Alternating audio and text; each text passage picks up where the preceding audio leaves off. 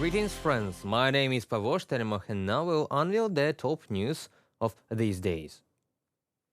Today is the day of commemoration of children who died as a result of the Russian aggression against Ukraine. According to the Office of the Prosecutor General, more than 1,919 children were injured in Ukraine as a result of the full-scale aggression.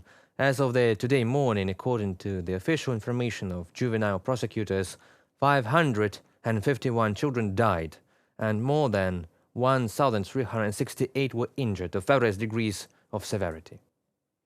And these are only known cases in the controlled territory, and what is currently happening in the occupied territory we can only guess. For example, how many children died in a shelter under the Mariupol drama theater when Russians dropped an aerial bomb there. Another example, we can only guess how many children drowned on the left bank of Dnipro after the blowing of the Kakhovka HPP dam. And in such a way, Russians are stealing the Ukrainian future, literally. The journalists of the New York Times tracked a whole network of the Kremlin officials and politicians connected to Putin's political party conducting a campaign to kidnap Ukrainian children. 2 weeks after the beginning of the invasion Russian troops of Ukraine, a meeting was held at the highest level, which was shown on state TV channels. Maria Lvova-Belova, the so-called presidential commissioner for children's rights, sitting next to Putin, asked him to help relocate kids from schools and institutions in Ukraine located in war zone. Putin promised to eliminate any bureaucratic red tape on the way of adoption of Ukrainian children in Russian families. In his statements before the start of the invasion, Vladimir Putin made it clear that his intention was the full cultural assimilation of Ukrainian cities and villages, which he believed to be Russian historically. You see, whatever Putin calls Russian is Russian, and there is no borders to the delusional imperial paradigm. Even the Ukrainian children taken from Ukrainian land that ended into the war zone solely because the Kremlin made it a war zone, even these Ukrainian children are still Russian in his mind, according to Putin. Putin's laws are nothing but crime, just as all his usurped reign. In May, Putin fulfills his historic promise that he has made to Belova. He signs a presidential decree that simplifies the procedure of obtaining Russian citizenship. From now on, in Kherson and other occupied regions, Russians could rewrite Ukrainian citizenship of the children on their own behalf. In the early spring of 2022, forced assimilation of the local population took place in occupied Kherson. A Russian government is appointed, a Russian flag waves over the Ukrainian orphanage, and armed Russian soldiers, high-profile politicians, start to take Ukrainian children and abduct them under the disguise of humanitarian aid. Over the next several months, Russian officials took photos and videos of how they were helping Ukrainian children and posting them on the net and Telegram channels popular in Russia. The man with the call sign Navigator often visited the orphanage. Later, it became clear that this is Igor Kostyukevich, a member of the Russian parliament from Putin's political party, United Russia. United Russia steals and murders their abducts, and the United Nations reacts. It states the fact Russia is destroying the lives of whole generations of young Ukrainians. Also, ISW reports that Russia will be increasing deportations of Ukrainian children. The UN mission reminds that the wave of Russian attacks in the Kharkiv region underlines the terrible cost of war and the horrors that children in Ukraine face. This is how Russia kills Ukrainian identity. It destroys adults, kidnaps children, and rewrites history. Precisely because we Ukrainians do not want this, that we fight and will fight against the Russian Empire.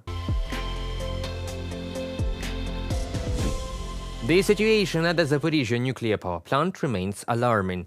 All 7 fundamental principles, the so-called 7 pillars of nuclear safety, have been violated there. This was stated by the director of the International Atomic Energy Agency, Rafael Grossi, while delivering a report to the organization's governing council. Since April, all 6 reactors at Zaporizhzhia NPP have been in a state of cold shutdown. IAEA inspectors are not always given access to the plant's security systems or the opportunity to speak with plant personnel. There shouldn't be any bombing or any activity of this type. Then there should be a more stable assurance of external power supply. This requires repairs, important repairs on existing lines, which at the moment, and because of the military activity, are very difficult to envisage. Ukrainians that are currently working at ZNPP literally under the barrel of Russian guns. At other 4 Ukrainian nuclear power plants, which are located in territories controlled by the Ukrainian authorities, the IAEA has access to and inspection works without obstacles. In general, the situation there is less worrying, although there have been interruptions in the supply of spare parts and extremely stressful working conditions of employees. Let me remind you that it is the 7 pillars or fundamental principles of nuclear safety. They are developed by the IAEA. The nuclear power plant and all its systems must be physically intact. All security systems must function uninterruptedly. Staff must carry out their work and make decisions without external pressure. Constant and uninterrupted power supply must be ensured. Radiation levels must be constantly monitored. There must be uninterrupted communication with the regulatory company and other authorities. All of this is ruined by Russia, so the question is, if something goes wrong on the ZNPP under Russians, the question is when.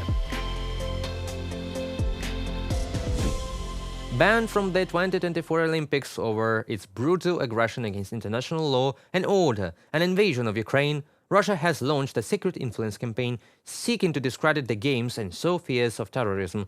According to a new report from Microsoft's Threat Intelligence Unit, well, the campaign is not too secret, to be honest. After all, it is Russia. And it always was the Russian way, sowing seeds of terrorism and fear. French President Macron said that he has no doubt that Russia will aim malicious attacks at the Olympic Games in Paris this summer. I don't have a lot of doubts, including in terms of media, he said. 2 Olympic Games indeed will take place in a complex, to put it mildly, global context. Looking at 2 criminal wars waged by Russia and Hamas, which the world both have recognized as a terrorist organization and country, respectively. The 2024 Olympics will be held in Paris from September 26 to September 11th. The Paralympics starts on the 28th of September and ends on the 8th of September.